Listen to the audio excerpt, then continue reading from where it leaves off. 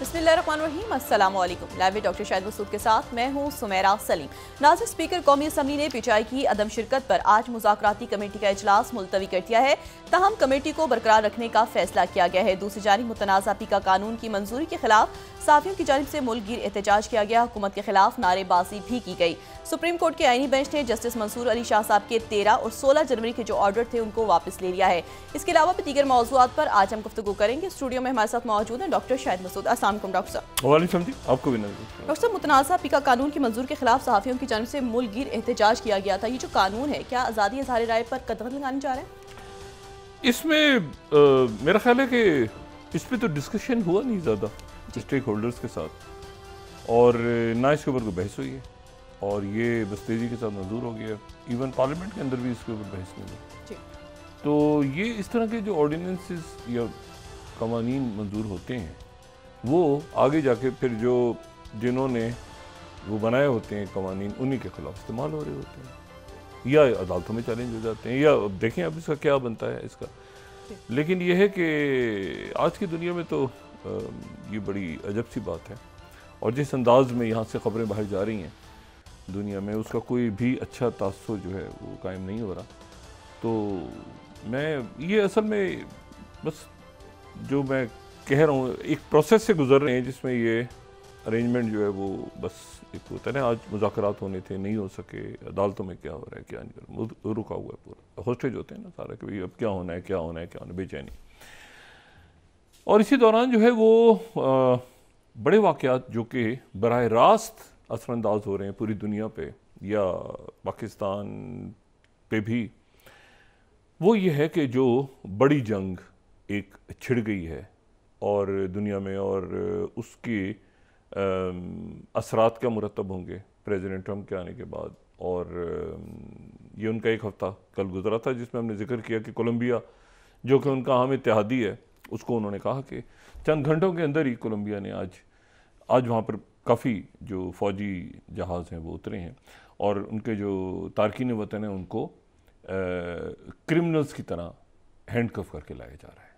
यानी उनको कमर्शियल जहाज़ों से नहीं भेजा जा रहा, बल्कि जो लोग वहाँ पे गैर कानूनी तारकीन वतन हैं वो प्रेसिडेंट ट्रंप के बकौल वो क्रिमिनल्स हैं, और उनको उसी तरह से ट्रीट किया जाएगा। और अगर कुछ मुल्कों को इमिग्रेंट्स भेजे जाएंगे वापस, तो ये भी देखना है कि उनको जो भेजे जाने का ख़र्चा है वो उन मुल्कों में डाला जाता है। ग़ालिबन ये जो बात सुनने में आ रही है कि अगर किसी को गैर कानूनी तारकीन वतन किसी भी मुल्क से अमेरिका में हैं, तो या तो इस तरह से उनको फ़ौजी तैयारों में भेजा जाएगा, और अगर उनको कमर्शियल तैयारों में भेजा जाएगा तो फिर वही मुल्क किराया भी देंगे उनका। अदरवाइज़ ये है कि उनको फिर इसी तरह से डिपोर्ट किया जाएगा जैसे कि कोलंबिया के लोगों को किया है।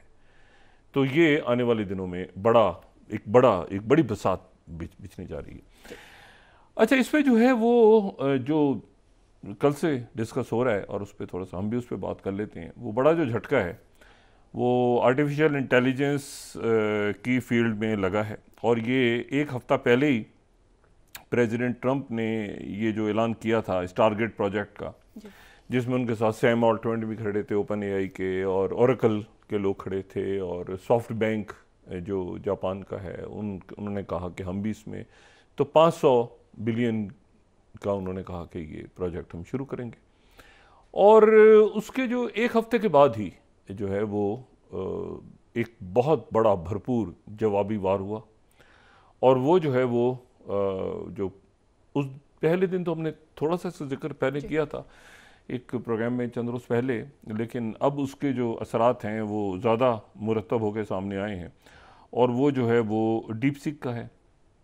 अच्छा, अब जो डीप सीक है वो चाइना की तरफ से लॉन्च हुआ था। ये लॉन्च हुआ है उसी रोज़ जिस रोज़ प्रेसिडेंट ट्रंप ने ओथ यानी इनॉग्रल था उनका, तो उसी दिन ये डीप सीक। लेकिन इसको समझने में इसको ज़रा दिन लगे। डेवॉस में भी ये डिस्कस होता रहा, इस दौरान इसको देखा जाता रहा, और फिर ये जब खुल के सामने आ गया तो फिर इसने अचानक, यानी पिछले एक हफ्ते के दौरान तो लोग इसको अंडरस्टैंड करते रहे कि क्या है, ये है क्या, और पहले तो यकीन ही नहीं आ रहा था डिवॉस में जो लोग पहुंचे हुए थे और जो एआई वो इसको अंडरस्टैंड करने की कोशिश कर रहे थे कि ये क्या वाकई ही ऐसा हुआ है, ये कोई कॉपी पेस्ट कुछ चुरा तो नहीं लिया कोई, क्योंकि चाइना जो है इनोवेट कर रहा है। चाइना अब वो दौर गुजर गया कि चाइना के ऊपर ये इल्ज़ाम लगता था कि चाइना जो है वो मुख्तलिफ टेक्नोलॉजीज़ को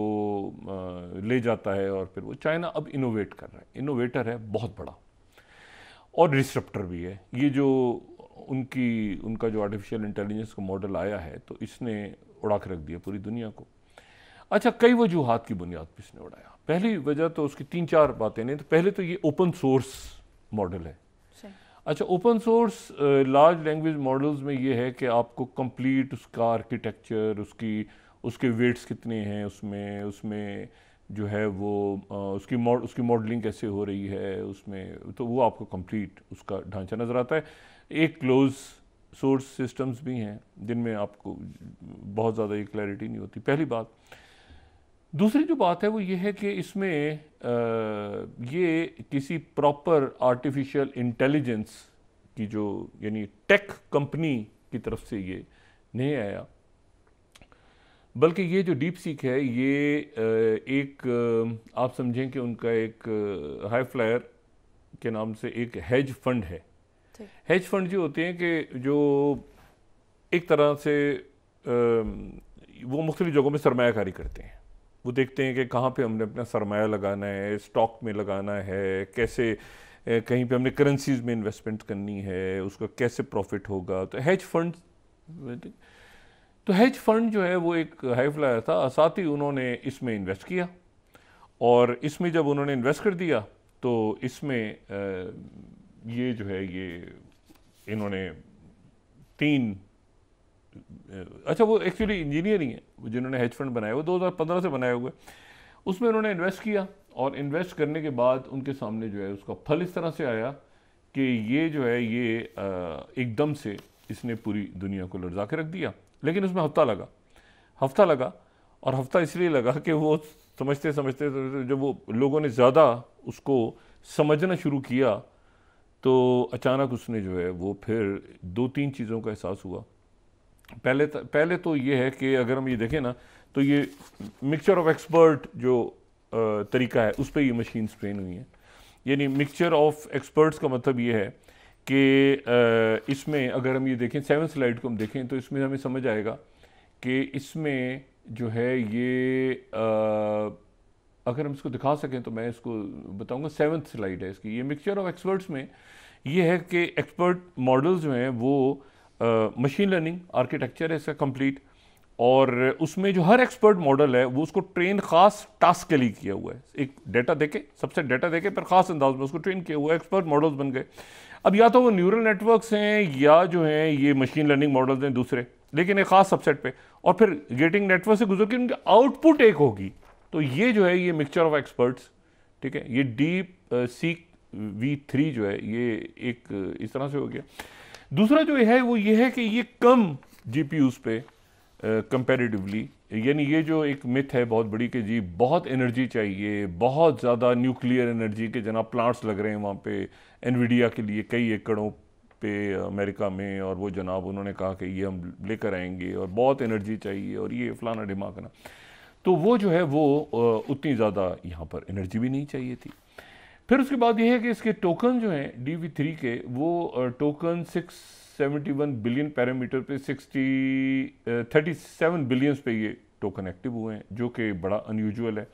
और एनवीडिया का यानी पुरानी GPUs जो हैं वो ट्रेन हुए हैं H800 चिप्स के ऊपर। तो ये ओपन AI का जो O1 है उसको तो ये बिल्कुल आराम से उसके तो बराबर है। दूसरी जो बात है वो इन्होंने जो अपना जो आप समझें कि टेक्स्ट टू इमेज जैसे DALL-E 3 है उस पर जो कि ओपन AI पे है, तो इन्होंने साथ ही जो इमेज मॉडल्स अपने रिलीज़ किए हैं, तो वो अगर आप तस्वीर को हम यहाँ पे दिखा सकें तो वो उनकी जो क्वालिटी है ये 10th को अगर देखें तो ये टेक्स्ट टू इमेज जनरेशन जो है, तो मैं ये जानूस प्रो जो है ये बहुत ज़्यादा आपको बेहतर इमेजेस इनकी नज़र आएंगी। पहले जेनस था, अब ये जेनस प्रो 7B इन्होंने रिलीज़ किया है। तो अभी अब जेनस को देखें कि इमेज जनरेशन जो है, ये जो face of a beautiful girl, ये आपको पहला मॉडल जेनस का जो नज़र आ रहा है वो आपको कितनी अजीब सी टेक्स्ट जनरेशन आपको देखेंगे। ये जनरेट है, ये कोई बच्ची नहीं है, ये कोई बच्ची की तस्वीर नहीं है, ये आर्टिफिशियल इंटेलिजेंस ने जनरेट की है पिक्चर सारी। और अगर आप ये देखें कि इसमें जो जेनस है तो वो कितनी ख़राब सी इमेज जनरेट की है, लेकिन अगर आप जेनस प्रो 7B देखें तो वो कितनी आपको ओरिजिनल लग रही है। इसी तरह से जो कॉफ़ी का कप है तो ये डीप सीक का ही है। डीप सीक का वो मॉडल मैं बता रहा हूँ जो कि image text to image generation है, जो अब रिलीज़ हुआ है। अब आप देखिए उसमें कॉफ़ी का कप कैसे नज़र आ रहा है आपको जेनस में, और ये जो इनका एडवांस वर्जन है इसमें आप देखें कॉफ़ी का कप प्रो 7B में आपको क्वालिटी का फ़र्क देखें। इसी तरह से ये जो है ये स्ट्रीमिंग। अच्छा, आप हेलो टाइप किया, हेलो का टेक्स्ट किया, तो आप पहली इमेज देखें वो कैसी आई है और अब जो है वो कैसा एक्यूरेट आई है। इसी तरह से ये सनफ्लावर, आप पहले की इमेज देखें और अब की क्लैरिटी देखें। रेड वाइन का ग्लास उधर देखें, इधर देखें। इसी तरह से जो है ऑरेंज, अगर आप देखें तो ये पहले कैसी इमेज आई है और अब कैसी आई है। तो ये हर तरह से इवन, और ये R1 मॉडल है, यानी रीजनिंग कर रहा है और ये रीइंफोर्समेंट कर रहा है। यानी रीजनिंग का मतलब ये है कि ये रीइंफोर्समेंट का मतलब है कि अपने आप से ही मशीन बात कर रही है, अपने आप पे आगे पीछे वो थिंकिंग प्रोसेस जो है, तो रीजनिंग कर रहा है। और ये मशीन पीछे फिर सोचा फिर आगे गए, वो सिंपल वे में, और फिर सोचा फिर इन्फोर्समेंट आगे पीछे करके वो पूरा। और ओपन सोर्स है तो आपको कंप्लीट उसका आर्किटेक्चर भी नज़र आ रहा है। तीसरी जो बात है वो ये है कि 100 मिलियन से स्टार्ट किया था, जो सैम ऑल्टमैन खुद कह चुके हैं। और तीसरा ये बड़ा इंपॉर्टेंट पॉइंट है, इन्होंने ये कह रहे हैं कि 5.8 मिलियन या 6 मिलियन से इन्होंने इसको स्टार्ट कर लिया।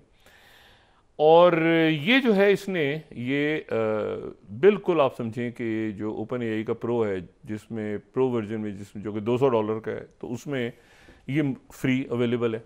और इन्होंने ये उसके बाद के कहा कि साइबर अटैक्स वगैरह हो रहे हैं और ये कि, लेकिन उससे इम्पॉर्टेंट बात ये है कि ये इसको मेनलैंड चाइना का नंबर अगर होगा, मेनलैंड चाइना का नंबर अगर होगा तो इसकी इस तक एक्सेस होगी। इसकी एक्सेस वो महदूद करने जा रहे हैं बाकी दुनिया के लिए। मेनलैंड चाइना का नंबर होगा या ये कि ऑलरेडी जिन्होंने इसको जिनकी एक्सेस है, क्योंकि एकदम से पूरी दुनिया जो है वो चूँकि डीप सीक को तलाश करने के लिए पहुँच गई और उनके चैटबॉट के वेबसाइट के ऊपर deepseek.com के उन्होंने हमला किया पूरी दुनिया ने, तो पेशतर इसके कि वो बैठ जाए। उन्होंने कहा अब आइंदा जो भी होगा वो मेनलैंड चाइना के नंबर से होगा, या ये कि ऑलरेडी जो इसको इस तक पहुंच है जिनकी, उन लोगों तक जाएगा।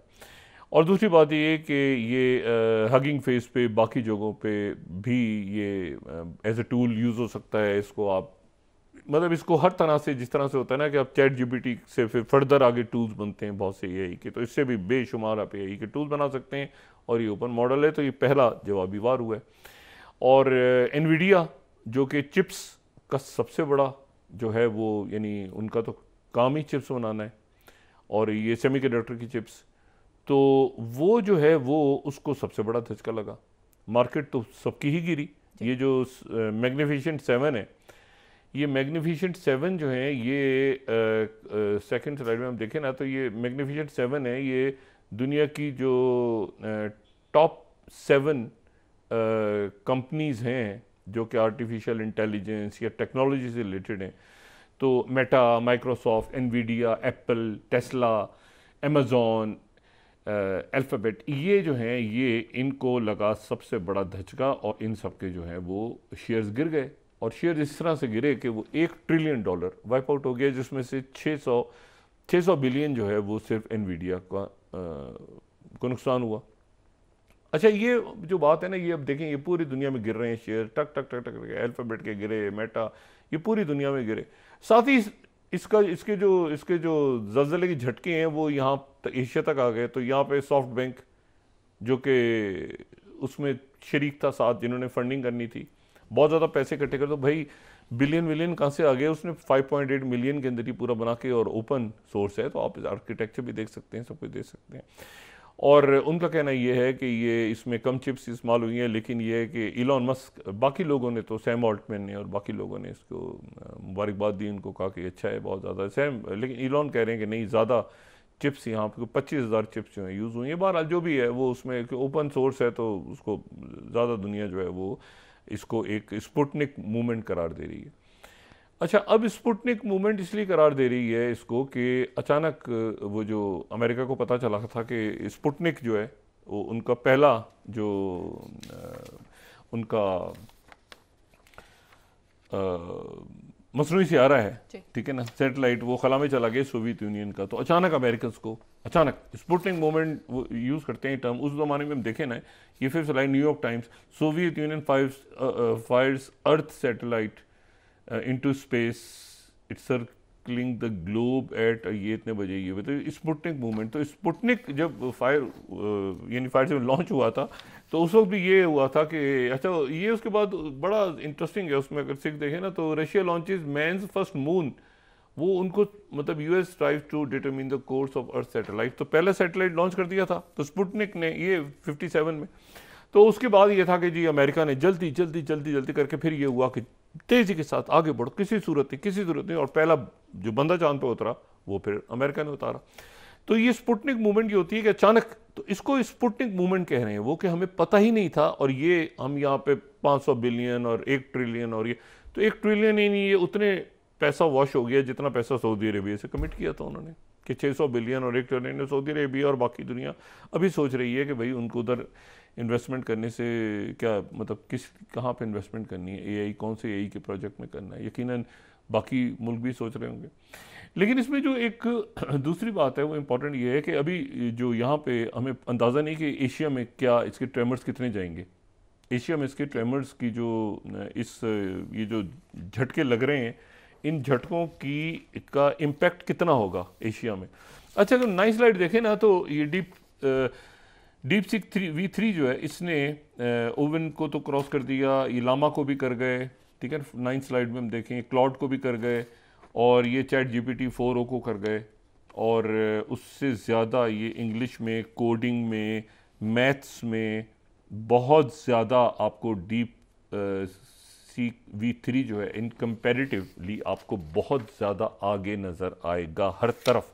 अच्छा, इसमें अब जो इम्पोर्टेंट बात है वो ये कि एशिया में इसके झटका एक तो आ गया ना, जापान के अंदर वो मार्केट्स खुली, ऑस्ट्रेलिया में भी गिरे शेयर्स, इधर भी गिरे, सॉफ्ट बैंक के गिर गए, ये पूरा ट्रेमर हुआ पूरा हर तरफ।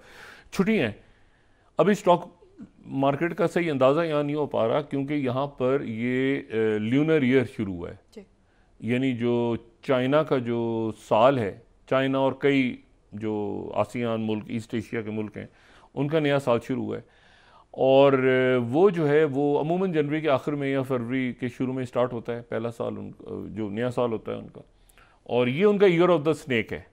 ये 12 जानवरों से, जो 12 जानवर हैं उनसे रिलेट करते हैं चाइनीज़ अपने महीनों को, सॉरी अपने सालों को, और वो उसके बारे में उनकी पुरानी ग्रेट रेस, एक पुरानी कदीम चीनी जो रवायात हैं, कहावतें हैं कि जी ग्रेट रेस हुई थी, और वो बादशाह जो था उसने कहा था कि दौड़ लगा के जो सबसे पहले जानवर जो है वो दरिया अबूर करेगा, तो उसका एक ख़ास जगह उसमें ज़ोडियक में, तो वो फिर वो जो है वो मुख्तलिफ जो है वो, जैसे रैट है तो एक रैट वो कहते हैं कि चूहा था, वो गिर गया पानी में, तेज़ी से आगे निकल गया, उसको पहली जगह मिल गई, ठीक है ना। फिर उसके बाद वो बैल है, फिर टाइगर है, फिर रैबिट है, फिर ड्रैगन है, फिर स्नेक है, फिर हॉर्स, गोट, ये, और हर चूँकि 12 हैं तो 12 सालों के बाद आते हैं। अब ये मिसाल के तौर पे इसको यहाँ पे हम देखें तो स्नेक जो है ये 2025 में आया है, इससे 12 साल पहले आया होगा 2013 में, इसी तरह से भी 2001 में आया होगा। 12-12 साल के फिर से ये एक एक साल आता है, क्योंकि 12 जानवर हैं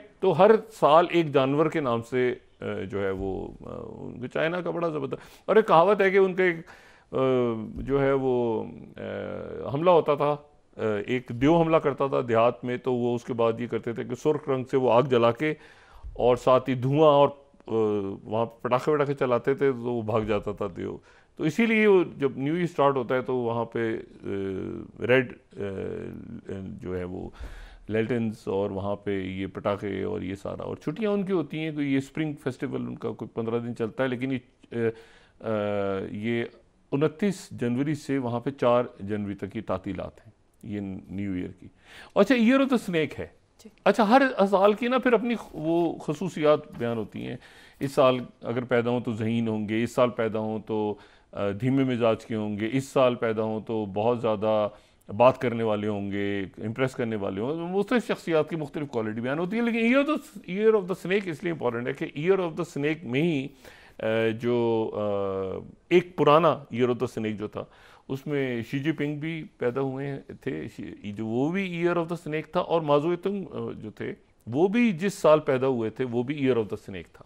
तो ये चूंकि 12-12 साल का फेरा होता है एनीवे, तो ये ईयर ऑफ द स्नेक शुरू हुआ है। तो वहाँ न्यू ईयर की वजह से ये सारे यहाँ पे अभी स्टॉक मार्केट्स और ये सारे बंद हैं। इसी में डीप सीक ने आके वो $1 ट्रिलियन वाइप कर दिए। अच्छा, ये मैं एक छोटी सी बात करके मैं आगे निकलता हूँ। ये जो होता है ना कि कितने पैसे कहाँ निकल गए, ये देखें हम इस तरह बात करते हैं ना अक्सर कि फ़लाना आदमी जो है वो इतना दौलतमंद है, या फ़लाना आदमी दुनिया का सबसे दौलतमंद है, या ये है। हम बात करते हैं कि जी वो आदमी जो है ना वो अरबपति है, वो आदमी करोड़पति है, ठीक है ना। ये तो ये जो नेटवर्थ है ना, ये नेटवर्थ एक्चुअली होती नहीं है इस तरह से। हम कहते हैं ना फलाना आदमी अरबपति है, भाई हम पाकिस्तान में मिसाल के तौर पे कहेंगे फलाना आदमी करोड़पति है। तो करोड़पति हम कैसे कहेंगे, क्या है करोड़पति? करोड़पति हम कहेंगे ऐसे है कि भाई उसके इतने करोड़ का घर है, और इतने करोड़ की उसकी गाड़ियाँ हैं, और इतने करोड़ का उसका जो है कारोबार है, और इतने करोड़ का। तो ये हम इस तरह से नेटवर्थ लगाते हैं, लेकिन असल में ये उसकी कीमत होती नहीं है, ये एक फर्जी चीज़ होती है। अगर हम कहें ना कि उसका घर इतने करोड़ का, एक आदमी कोई भी शख्स है, हम कहेंगे इसका ये करोड़पति है। करोड़पति क्यों कहेंगे उसे? क्योंकि इतने करोड़ का घर है, इतने करोड़ की गाड़ी है, इतने करोड़ का ये, इतने करोड़। लेकिन ये उस वक्त होगा जब वो चीज़ें उतने की बिकेंगी। अभी उसके पास उसकी जो असल उसकी जो दौलत है वो है जो उसके कैश की सूरत में है। देखिए ना, 3 करोड़ की गाड़ी है, पता चला बाहर निकले एक्सीडेंट हुआ और गाड़ी गई। तो ये इसी तरह से ये जो कंपनीज हैं या जो लोग हैं, इन्होंने स्टॉक मार्केट में पैसे लगाए होते हैं। ये होता है ना दुनिया का अमीर तरीन आदमी, तो एक नंबर से वो 6ठे नंबर पे या 25वें नंबर पे इसलिए नहीं आता कि उसकी जेब कट जाती है कहीं, ये उसके बैंक में डाका पड़ जाता है। वो जो कंपनीज के शेयर, जैसे अभी अदानी ग्रुप के साथ हुआ, भाई वो एक से नीचे गिर गए, नीचे इसलिए गिरे कि उनकी जो कंपनीज के स्टॉक्स हैं, वो एनवीडिया के स्टॉक अगर नीचे गिरे तो किसी और के उठ गए। तो मतलब ये बहुत इंपॉर्टेंट होता है कि वो कंपनीज जो हैं वो, मतलब जैसे आम लोगों की बात होती है ना कि हम लोगों के कहते हैं कि फलाना आदमी इतना दौलतमंद है, तो दौलत असल में उसके एसेट्स होते हैं। वो एसेट्स की बुनियाद के ऊपर हम उसके कहते हैं कि यार इसने इतने स्टॉक में लगाए हुए पैसे, इतने का इसका घर है, इतने इसकी गाड़ी। लेकिन वो एक ख्याली है, वो जब बिकेगा तो पता चलेगा ना कि वो घर कितने करोड़ का है। पता चला खुदा ना खासा घर में आग लग गई, घर गिर गया, मरगला टावर जैसे गिर गए थे, तो मतलब कोई जलजला आ गया, कुछ और हो गया, तो वो पैसे नहीं है उसके पास। तो इसी तरह से ये जो कंपनीज हैं या जो लोग हैं जो कहते हैं दुनिया का अमीर तरीन आदमी इलॉन मस्क है या ये है फलाना, तो वो एक्चुअली उसकी जेब में नहीं रखे हुए पैसे, या उसने बैंक में नहीं रखे हुए अपने कैश पैसे, ठीक है। वो पैसे जो हैं उसके स्टॉक में इधर उधर। और वो एक ही दिन में हम कह रहे हैं ना $1 ट्रिलियन गायब हो गए। तो $1 ट्रिलियन इसलिए गायब हुए कि वो शेयर्स गिर गए सबके, उस जो लोगों ने शेयर लगाए हुए थे, क्योंकि लोगों ने कहा यार ये तो एनवीडिया है, ओ भाई ये तो माइक्रोसॉफ्ट है, ये तो ओपन है, ये इनकी तो बैजा हो गई है, इनके स्टॉक खरीदते जाओ। तो लोगों ने पैसे स्टॉक में लगा दिए। स्टॉक में जब मार्केट गिरी तो वो लोगों के पैसा साफ हो गया। ये एक इसका सादा सा जो मैं समझा रहा हूँ, वो $1 ट्रिलियन निकल गए। अच्छा, उसके साथ ही दूसरी बात दुनिया के सामने आ गई कि भाई ये अगर स्पुतनिक मूवमेंट है तो अगला वार क्या होगा। भाई एक उधर से वार हुआ अभी कि टैरिफ्स, बल्कि वार चाइना पे तो नहीं हुआ ना, ऐसे चाइना पे तो अभी तो चाइना के साथ ये खेल शुरू हुआ है ना। अभी तो प्रेसिडेंट ट्रंप ने भी जो बात की इसके ऊपर कमेंट दिए उन्होंने कहा कि ये अच्छा बड़ी शर्मिंदगी भी है कि भाई आपने सैम ऑल्टमैन और बाकी लोगों के साथ खड़े होकर आपने ओरेकल वालों के साथ अपने का स्टार गेट प्रोजेक्ट आएगा और 500 बिलियन का होगा, और उसमें न्यूक्लियर एनर्जी भी यूज़ होगी, और ये सारी चिप्स लगेंगी, और ऐसे होगा और ऐसे होगा और ऐसे होगा। वहाँ पे चिप्स से पाबंदी थी, तो पुरानी उन्होंने चिप्स उठा के, ये पुरानी तो नहीं, यानी पुरानी से मुराद ये कि जो उनका ज़रा पुराना वर्जन है उसका एनवीडिया चिप्स का, वो कहते हैं कि उसके ऊपर मैंने ट्रेन की है और वो खुल के सामने भी आ गया है। अच्छा, अभी ये है कि ये अगली मूवमेंट क्या होगी, यानी इसके बाद अगला क्या होगा स्टेप उनका। ये तो उन्होंने सरकारी, ये कोई ऐसा नहीं है कि जिसको शी जिनपिंग ने फाइनेंस किया है हुकूमत है, ये तो हेज फंड वहाँ का, चाइना का हेज फंड के लोगों ने ये 2020 में उन्होंने कहा कि हम एआई में लगा देते हैं पैसे, और उस वक्त के बाकायदा इंटरव्यूज़ मौजूद हैं। उस वक्त उन्होंने कहा कि जी हम इसमें ये लगाते हैं पैसा, और पैसा लगा के देखते हैं कि शायद इसमें कोई फ़ायदा हो जाए।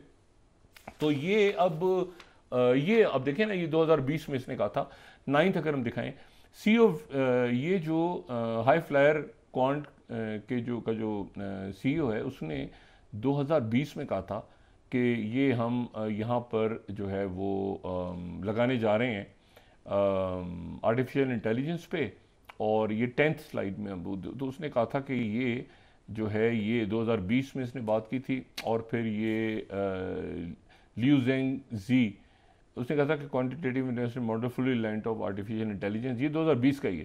उसने कहा था यहाँ पर हम पैसे लगाने जा रहे हैं और देखते हैं कि ये जो है ये अच्छा, इससे एक तो ये बात, दूसरी बात ये तय हो गई है कि अमेरिका फर्स्ट जो है वो अब कहीं दबरदूज हो गया बीच में, अमेरिका फर्स्ट, क्योंकि ये जो रेस है ना, ये तो अभी एक छोटा सा उसने, यानी ऐसा है जिसके ऊपर चाइना ने ना बहुत ज़्यादा ऐलानात हुए हैं, ना कहीं आपको शी जिनपिंग नज़र आ रहे हैं लोगों के साथ खड़े हुए, ना दुनिया से इन्वेस्टमेंट, वो उन्होंने बहुत थोड़ा 5.8 मिलियन, हमें तो बहुत ज़्यादा लगेगा, लेकिन जो एआई की दुनिया है उसमें ये 5.8 मिलियन कुछ भी नहीं है, जहाँ पर आप 1 ट्रिलियन की बात कर रहे हैं। 1 ट्रिलियन, तो 1 ट्रिलियन तो वॉश हो गए, स्टॉक गिर गया, साफ हो गया, बंदे समझ नहीं आ रहा क्या हो गया, कैसे इसको क्या करेंगे सारा। और दूसरा ये कि आगे उनकी जो कहानी थी वो ख़त्म हो गई ना फ्यूचर में, कि जी हम, वो बंदे ने कहा कि भाई इतना ये 5.8 मिलियन में ये मैंने डीप सीक बना के सारे जितने लार्ज लैंग्वेज मॉडल्स अभी तक एग्जिस्ट कर रहे हैं, ओपन या क्लोज सोर्स दोनों, और मिक्सचर ऑफ एक्सपर्ट में क्लैरिटी के साथ कि बहुत सारा आपने रीइंफोर्समेंट, खुद मशीन अपने आप से सीख रही है, अपने आप से सीख रही है, और आप इमेजेस की क्वालिटी देखें। तो बात ये कि उसने कहा कि भाई एक तो वो थ्योरी सारी ख़त्म हो गई कि जी हमें बहुत ज़्यादा पैसा चाहिए, सारी दुनिया से इन्वेस्टमेंट लेकर आओ, हम यहाँ बहुत ज़्यादा ज़मीन चाहिए, बहुत ज़्यादा हमें एनर्जी चाहिए होगी, बहुत ज़्यादा हमें चिप्स चाहिए होंगी, सेमीकंडक्टर चाहिए होंगे, एनवीडिया वाले ये आगे भी, उसने बैठ के थोड़ा सा करके और डीप सीक निकाल दी उन्होंने। आप देखें कि इसको हफ्ता लगा है दुनिया को समझने में कि डीप सीक क्या है, और 1 हफ्ते के बाद जब जाके तो वो सबसे ज़्यादा जो एप्पल की जो प्ले स्टोर है वहाँ से जो डाउनलोड हो रही है एप्लीकेशन, तो वो तो ये एप्लीकेशन डाउनलोड हुई, सबसे ज़्यादा लोगों ने इसके एप्लीकेशन को डाउनलोड कर लिया। ये एप्लीकेशन जो है ये आप चाहें तो इसको मोबाइल पे डाउनलोड कर लें, चाहे तो इसको आप लैपटॉप पे करें, डेस्कटॉप पे करें, जहाँ पर भी करना है, तो ये सबसे ज़्यादा डाउनलोड हो रही है। अच्छा, और ये साथ इससे आप कोड बनाएं, इससे आप मतलब इससे बहुत कुछ, सॉफ्टवेयर इंजीनियर जो हैं कंप्लीट इससे कोडिंग सीख सकते हैं, उनका भी, या मतलब ये बहुत एक आगे क्यों उन्होंने छलांग मार के सबसे आगे चले गए। अब सवाल ये, इसको कैच पहले करेंगे, वो पहले तो ये कैच करेंगे ना कि कम पैसों से बन सकता है, तो कम पैसों से अगर बनता है तो उनका क्या बनेगा, एनवीडिया का, और वो जो माइक्रोसॉफ्ट और ये आगे पीछे दाएं। और मैं दूसरी बात कहूँ कि ये तो खैर स्पुटनिक मूवमेंट आ गया ना इनका, अचानक इनको पता चला, वो आगे भी तो है ना कुछ, इसके आगे भी तो कुछ चाइना लेकर आएगा, इसके आगे क्या आएगा वो उनके पास, उनकी वो टोटल खामोश।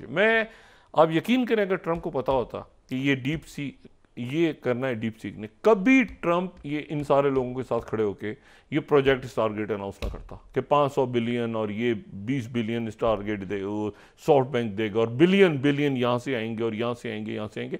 सवाल ये कि अब इन्वेस्टमेंट लोगों ने करनी क्या किस चीज़ में अमेरिका में। देखें ना, अमेरिका में एआई थी ना सबसे बड़ी चीज़, कि आप एआई में इन्वेस्ट करें, और एआई में इन्वेस्ट करने के बाद आप छा जाएं पूरी दुनिया में। तो अगर एआई के अंदर ये सूरत हाल बनी है तो बाकी जो, अच्छा साथ ही ये उस वक्त हुआ, ये सारा मामला चल रहा था, 2 चीज़ें इस दौरान हुई। एक तो इंडियन प्राइम मिनिस्टर मोदी के साथ प्रेसिडेंट ट्रंप की बात हुई टेलीफोन पे, उसमें भी एक नई कहानी है। और एक तो ये है कि वो जा रहे हैं अमेरिका, उन्होंने कहा कि प्रेसिडेंट ट्रंप ने कह दिया अमेरिका क्यों जा रहे हैं, कैसे जा रहे हैं। ये बात पहले भी मैंने की थी कि विक्रम मिस्री जो उनके फॉरेन सेक्रेटरी हैं उससे चाइना में है, तो साथ ही ट्रंप की कॉल आ गई है यहाँ पे। लेकिन अब ज़रा वक्फा लें। अच्छा, इसका इम्पैक्ट जो है वो अब क्या होगा, ये असल बात है ना कि ये पूरा जो खेल है इसका इम्पैक्ट क्या होगा, क्योंकि जवाबी वार वहाँ से आ गया। जी नाज़रीन वापस आते हैं एक छोटे से ब्रेक के बाद।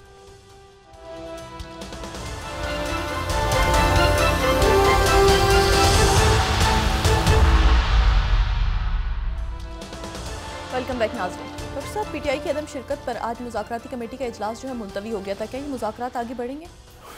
होनी चाहिए बातचीत। ये मुल्क जिस एक अजीब से वो जैसे मकड़े का जाल होता है उसमें फंसा हुआ है सारा ये अरेंजमेंट। लेकिन ये है कि मैं तो वही बात कह रहा हूँ ना कि बस ये क्या करना है किसी को कुछ नहीं पता, और इश्यूज़ कुछ और हैं बिल्कुल, और ये किसी और तरफ सारे मामला जा रहे हैं। मैं इस अरेंजमेंट पे कोई कमेंट नहीं करना चाह रहा, और मैं बस है ही कुछ नहीं इसमें, तो ये ऐसे बस बैठे हुए लोग सारे, तो बस अल्लाह खैर सलाम। अच्छा, इसमें जो मैं इंडियन प्राइम मिनिस्टर मोदी के साथ जो गुफ्तगू हुई है प्रेसिडेंट ट्रम्प की, वो बड़ी इंटरेस्टिंग है। अच्छा, उसके दो अलामी हैं, दोनों अलग अलग हैं। जो इंडिया की तरफ से आया है वो अलग है, और जो प्रेसिडेंट ट्रम्प की तरफ से आया है वो अलग है। अच्छा, जो इंडिया की तरफ से आया है ना, वो तो बड़ा उनका ज़बरदस्त है। वो कह रहे हैं प्राइम मिनिस्टर नरेंद्र मोदी जो हैं congratulates President Trump on historic second term, अगर वो हम दिखा सकें यहाँ पे। और उसमें वो कहते हैं कि जी उन्होंने प्रेसिडेंट से बात की और प्रेसिडेंट से मुबारकबाद दी प्रेसिडेंट ने, और उसके बाद ये है कि आगे चल के वो कहते हैं कि जी दोनों लीडर्स ने कहा कि म्यूचुअली बेनिफिशियल और ट्रस्टेड पार्टनरशिप होनी चाहिए, wide range bilateral comprehensive global strategic partnership. अच्छा, ये जो है ये बड़ी एक इंटरेस्टिंग टर्म है। ये इत्तेफाक से वाइट हाउस का जो एलामिया उसमें ये नहीं है। अच्छा, फिर उसके बाद उन्होंने वेस्ट एशिया के ऊपर, यूक्रेन पे, ये सारी बातें वहाँ तो नहीं है। Technology, trade, investment, energy, defence, अच्छा इसके ऊपर बात कर लेते हैं। तो ये सारी बातें हुई, और अर्ली म्यूचुअली कन्वीनियंट डेट ये तो तय हो गया कि वो चंद दिनों में प्रेसिडेंट ट्रम्प की मुलाकात होगी इंडियन प्राइम मिनिस्टर मोदी की। तो जो वाइट हाउस का एलामिया है वो इंटरेस्टिंग है। वो जो है वो ये कहते हैं कि जी प्राइम मिनिस्टर से बात हुई, रीड आउट उसका ये है कि इंडियन प्राइम मिनिस्टर से प्रेसिडेंट ट्रम्प की बात हुई, दोनों लीडर्स ने कॉपरेशन के ऊपर बात की, Indo Pacific, middle east, Europe पे बात हुई। अच्छा, उन्होंने कहा अमेरिकन मेड, यहाँ से अब ये बात है, the president emphasise the importance of India increasing its procurement of American made security equipment. असला खरीदो, हमसे असला खरीदो, कितना खरीदना है, क्यों खरीदना है, किसके लिए खरीदना है, हमसे असला खरीदो। ये एक उनकी तरफ से ये डिमांड कह लें या जो भी कह लें, डिमांड ही कह लें ना इसको, और क्या कहेंगे, कि अमरीकी असला खरीदो। और प्लान तय हुए, वाइट हाउस में विजिट करेंगे, और ये दोनों लीडर्स ने कहा कि इंडो पैसिफिक और ये वो सारी बाकी क्वाड वार्ड के ऊपर बात हुई, लेकिन असला खरीदो। अब सवाल ये है कि इंडिया असला जो है, इंडिया के पास जो वेपन्स हैं वो तो रशिया के हैं, रशिया से उनके ताल्लुकात हैं। अब वो रशिया के वेपन्स लेगा या वो, ये बिल्कुल ऐसे ही है कि देखें, ये वेपन्स का भी एक इंडिकेशन होती है ना आपस में। मतलब आप सैमसंग का फ़ोन लेके उसमें आईफोन की बैटरी लगा दें, और उसमें जो आप हुआवे का वो चार्जर लगा दें, ऐसे तो नहीं काम होता ना, इंटीग्रेशन होती है। IoT का दौर है, तो इसमें तो हर सिस्टम एक दूसरे के साथ इंटीग्रेट होगा तो काम करेगा। अब मसला ये कि उधर से रशिया, उधर से यूरोप, उधर से फ्रांस, उधर से जो है वो अमेरिका ने कहा हमारा असला खरीदो। और इससे पहले इसमें कोई ब्रिक्स के ऊपर बात अभी तक नहीं है सामने। प्राइम मिनिस्टर मोदी का विजिट यकीनन इसी महीने होगा, यानी फरवरी के अंदर ही होगा, अगले चंद दिनों में। ये जो वीकेंड है, अभी जो वीकेंड आ रहा है, 3 लाख गज़ा से लोग जनूबी गज़ा से चले गए हैं शुमाली गज़ा में। वहाँ पे वो जो सेफ सॉल्यूशन, जो सिक्योरिटी फर्म्स हैं जिसमें अरब भी हैं, कुछ अमेरिकन, यूरोपियंस, वो सारे मॉनिटर कर रहे हैं। लेकिन जो है वो मुकम्मल तौर पे टोटल वो गज़ा में अमेरिकन ने अलाउ कर दिया है, और माहदे के तहत भी यही था कि गज़ा में। फिर प्रेसिडेंट ट्रम्प ने दोबारा कहा कि मैंने बात की है जॉर्डन और उनके लोगों से, उसकी तरफ से अनयूजुअली उनकी तरफ से तरदीद आई है, ख़ास तौर पे आज इजिप्ट की तरफ से, कि कोई प्रेसिडेंट सिसी की और प्राइम मिनिस्टर जो प्रेसिडेंट सिसी की कोई ट्रम्प के साथ कोई टेलीफोन पर बात नहीं हुई। उन्होंने बहुत वाज़े तौर पे, उनकी मीडिया ने ये बात कोट की। हम चाहे तो इजिप्ट टुडे दिखा दें, चाहे तो हम अल अरबिया दिखा दें, कई जगहों पे उन्होंने ऑफिशियली कहा कि नहीं भी कोई हमारी बात नहीं हुई। प्रेसिडेंट ट्रम्प ने ऐसे चलते चलते कह दिया कि मेरी कोई बात हुई, कोई रीड आउट नहीं, कुछ नहीं। इशू ये है कि फिर उन्होंने कहा कि नहीं मुझे ये वापस आ रहे थे रिपोर्टर, ये उन्होंने बात की कि high profile sources negate phone calls between Trump and क्योंकि उन्होंने गुफ्तगू करते करते कह दिया कि नहीं वो बहुत मेरे अच्छे दोस्त हैं और वो यकीनन कुछ गाज़ा के लोगों को ले लेंगे और कुछ जॉर्डन के लोग ले लेंगे। दोनों मुल्कों की तरफ से खुल के इस बात की जो है वो ये कि सवाल ही पैदा नहीं होता कि फ़लस्तीनी जो हैं अपनी ज़मीन छोड़ें, और बल्कि वहाँ से इसराइल निकलेगा। और ये जो वीकेंड आ रहा है, इस वीकेंड के ऊपर 4 रोज़ा दौरे पे नेतन्याहू भी पहुंच रहे हैं वहाँ।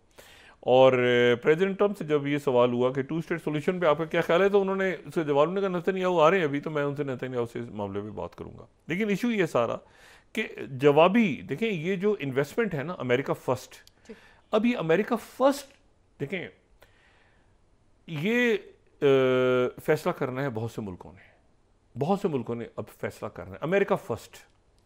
अमेरिका फर्स्ट का मतलब यह है कि पहली तरजीह आपकी अमेरिका होगी, अमेरिका पहले होगा। ये नहीं इंडियन प्राइम मिनिस्टर मोदी से वही कहेंगे अमेरिका फर्स्ट।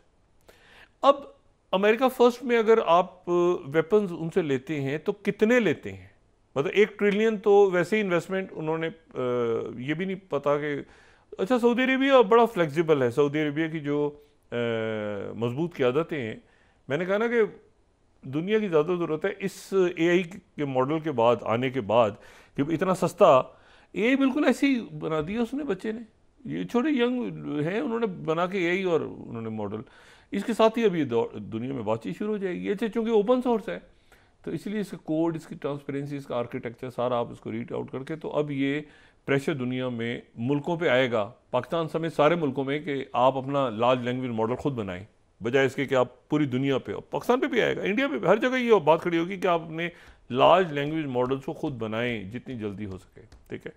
और अच्छा, अब सवाल ये है कि और उनकी इंटीग्रेशन पे कैसे होगी एआई की बाकी सिस्टम्स के साथ, और बाकी टेक्नोलॉजी सिर्फ एआई तो नहीं है ना, और भी बहुत कुछ है।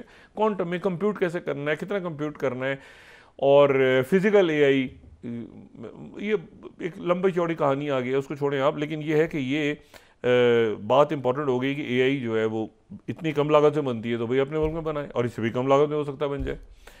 तो मुल्कों के ऊपर ये टेक्नोलॉजी की उसमें, और साथ ही क्रिप्टो, और साथ ही ये, तो अब ये एक बहुत बड़ा धचका है अमेरिका के लिए कि टेक्नोलॉजी में हमने चाइना से पहले पहुंचना, अमेरिका फर्स्ट, यही चीज़ है ना जिसमें अमेरिका सबसे आगे जा रहा है।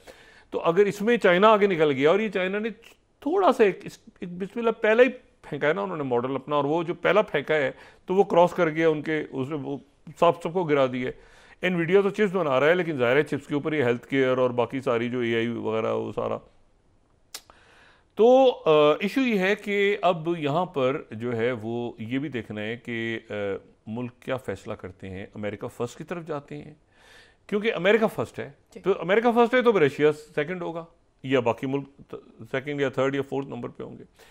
तो ये अब सारा डिपेंड करता है कि आने वाले दिनों के अंदर, अगले चंद रोज़ में। और दूसरी जो बात बड़ी इंपॉर्टेंट है वो ये बात है कि देखें, इत्तेहादियों की तरफ पहले गए हैं प्रेसिडेंट ट्रंप, ये बड़ी इंटरेस्टिंग बात है। चाहे वो कोलंबिया हो, चाहे वो कनाडा हो, चाहे वो ग्रीनलैंड हो। अच्छा, जो ईरान के फॉरेन मिनिस्टर हैं, उन्होंने ये जो बात हुई ना कि गज़ा के लोगों को निकाल दें, जो गज़ा के लोगों को आप वहाँ से गज़ा में डिमोलिशन करके और बाकी जगहों में शिफ्ट करें, तो ईरान के फॉरेन मिनिस्टर ने आगे से आज बड़ी इंटरेस्टिंग बात की। उन्होंने कहा ऐसा करें कि इसराइल के सारे लोगों को निकाल के ग्रीनलैंड भेज दें, ठीक है, उनको भी तो ख़तरा है फ़लस्तीनियों से और बाकी मुसलमान मुल्कों से आसपास के, और हमसे भी ख़तरा है, तो उनको निकाल के ग्रीनलैंड भेज दें, वहाँ उनको क्यों नहीं निकाल देते यहाँ से। तो एक ऐसी चीज़ है जो प्रैक्टिकल है नहीं, ठीक है। अच्छा, साथ ही जो इलॉन मस्क है, उन्होंने एएफडी से जो खिताब किया है इलॉन मस्क ने, तो उसमें उसके ऊपर काफ़ी एक मामला वहाँ पे एएफडी से उन्होंने कहा है कि जर्मन एक ज़बरदस्त कौम है, उसको माजी की गलतियों पे शर्मिंदा नहीं होना चाहिए। अच्छा, उस पर ज्यूज़, उसको इसराइल में किसी और तरह देखा जा रहा है कि माजी की गलतियाँ कौन सी थी भाई जर्मन्स की, क्या ये हॉलोकॉस्ट की तरफ तो नहीं इशारा हो रहा? वो हॉलोकॉस्ट की तरफ इशारा हो रहा है, वो वहाँ पर फटा पड़ा हुआ है कि भाई हॉलोकॉस्ट की तरफ इलॉन मस्क ने इशारा किया है। भाई माजी की गलतियाँ कौन सी जर्मन्स की? वो कहते हैं गिल्ट, पास्ट गिल्ट से निकल के जर्मन्स को सोचना होगा, तो पास्ट गिल्ट पे फिर वही बात शुरू हो गई कि वो एनीवे वो एक वहाँ पे रौला पड़ा हुआ है। इंपॉर्टेंट बात यह है कि पहले ट्रंप गए हैं अपने इत्तेहादियों की तरफ। अब देखें, ये जो बात उन्होंने की है कोलंबिया के प्रेसिडेंट से, या कनाडा के प्राइम मिनिस्टर से, या ब्रिटिश प्राइम मिनिस्टर, अभी किस तरह उनके मामला तय होते हैं ये देखना है, या उन्होंने मैक्रोन से या बाकी लोगों से, क्या वो इस अंदाज में पुतिन से बात कर सकते हैं? क्या वो इस अंदाज में ईरान से बात कर सकते हैं? क्या वो इस अंदाज में नॉर्थ कोरिया से बात कर सकते हैं? क्या वो इस अंदाज में शी जिनपिंग से बात कर सकते हैं? तो एक ये बड़ा इंपॉर्टेंट मामला है कि आने वाले दिनों में ये जो पॉलिसी है, आज ऐसे यूएस एड बंद हो गई, आज उन्होंने फ्रीज कर दी सारी यूएस एड। उसके नतीजे में पाकिस्तान में, इंडिया में, बांग्लादेश, पूरी दुनिया में बेशुमार लॉन्ग टर्म प्रोजेक्ट्स, बहुत सारे अफ्रीका में आगे पीछे HIV की वैक्सीन, बाकी ये सारे मामला, पोलियो ड्रॉप्स, WHO को बंद कर रहे हैं। तो कैसे आगे दुनिया कैसे चलेगी कोई पैरेलल सिस्टम के तहत? और एकदम से ये आप ये ना समझें कि WHO को की फंडिंग ख़त्म करना या यूएस एड को रोकना कोई थोड़ा वाक़या है। ये बड़े वाक़यात इसलिए हैं क्योंकि WHO ही रिकग्नाइज़ करता है ना कि कौन सी वैक्सीन आपने देनी है, कौन सी बच्चों को कितने ड्रॉप्स पिलाने हैं। मतलब आपने अगर उनको काली खांसी, वो जो खसरा और ये सारे जो, अगर आप ये ड्रॉप्स ही बंद कर देंगे तो ये WHO की तरफ से आते हैं। ये अलग बात है कि ये WHO की और ये जो हेल्थ की अपनी माफिया है दुनिया भर में हेल्थ की बहुत बड़ी माफिया है। उसमें ये आपकी जो फार्मास्यूटिकल्स भी हैं, ये बात मैं पहले भी कह चुका हूँ ना कि वॉर का फ़ायदा सिर्फ असला बेच के नहीं होता, बल्कि उसमें दवाइयाँ बेचने वालों को भी फ़ायदा हो रहा होता है। उसमें एड के अंदर भी करप्शन हो रही होती है। यूएस एड का बहुत पैसा खाया गया ये अफगानिस्तान वॉर के अंदर, जो उनके ऑडिट्स हुए हैं तो उसमें पता चला अमेरिकन खुद इन्वॉल्व थे। तो बात सारी ये है कि ये तो चलता रहता है मामला। फिर ठेके कहाँ लेने हैं, कंस्ट्रक्शन का ठेका किसने लेना है, उसका ठेका किसने लेना है, उसमें काम, ये सड़कें तबाह हो गई, पुल तबाह हो गए, अच्छा ये बनाओ वो बनाओ फलाना डिमा। लेकिन जो बराह रास्त हुआ है वो पहला हुआ है अपने इत्तेहादियों की तरफ। और सबसे जो बड़ी बात उन्होंने की वो ये है कि मैं आर्टिफिशियल इंटेलिजेंस और टेक्नोलॉजी की दुनिया में हमने आगे जाना है। वो वहाँ से चाइना ने एक छोटा सा पटाखा जो धपड़धूस कर दिया, पूरा टारगेट प्रोजेक्ट, इतने बिलियन इतने ट्रिलियन। उन्होंने कहा भाई ये तो चवन्नी का छोटा तो बच्चा 5.8 मिलियन में इसने ऐसे ही एनवीडिया की चिप्स थी और 2,500 चिप्स थी, वो कह रहे हैं 20,000 चिप्स थी, इलॉन मस्क कह रहे हैं वो 2-2,500 चिप्स थी, वो पुरानी H800 जो उनकी चिप्स थी उसके बच्चे ने बना लिया। रीइंफोर्समेंट मॉडल ओपन सोर्स है, तो देख लो उसका आर्किटेक्चर क्या है और मिक्सचर ऑफ एक्सपर्ट्स, बहुत सारा, वही जो मैंने बात की ना, बहुत सारे मॉडल्स को ट्रेन करके डाटा पे और फिर उसके बाद एक आउटपुट के साथ वो निकाल देता है mixture of expert. V3 model, और साथ ही आप जेनस देखें तो तस्वीरें कैसी जनरेट हो रही हैं वहाँ पे। अब सब अब फ्री है, उधर आप पे करें, इधर आप फ्री है। अच्छा, और इसको आप मुख्तलिफ जगहों पे, हगिंग फेस पे भी आ गया, बाकी जगहों पर MIT लाइसेंस है, तो सारा। अब सवाल ये है कि अरब ममालिक, इत्तेहादी ममालिक, अभी इस हफ्ते तो ये पहला मरहला जो है ये बड़ी हद तक कंप्लीट हो जाएगा इस वीकेंड पे। दूसरा मरहला शुरू होना है 16 दिन के बाद से। 16 दिन के बाद से दूसरे मरहले के से आगे पीछे कहीं नेतन्याहू पहुंचेंगे वहाँ पे अमेरिका। और दूसरा मरहला ये अभी नहीं टूटेगी, अभी ये सीज फायर जो फ्रिजाइल सीज फायर है ना इसराइल और गजा के दरमियान, इसलिए टूटेगी कि अमेरिकन सिटीजन अभी हमास के पास हैं, यरगमालियों में भी अमेरिकन सिटीजन मौजूद हैं। तो ये एक ऐसी जंग है जो अभी शुरू हुई है। देखना ये है किस मुल्क पे कितना दबाव। अमेरिका फर्स्ट है तो फिर क्या इंडिया सेकंड, थर्ड, फोर्थ, मतलब ये देखिए ना, पॉलिसी अमेरिका फर्स्ट है।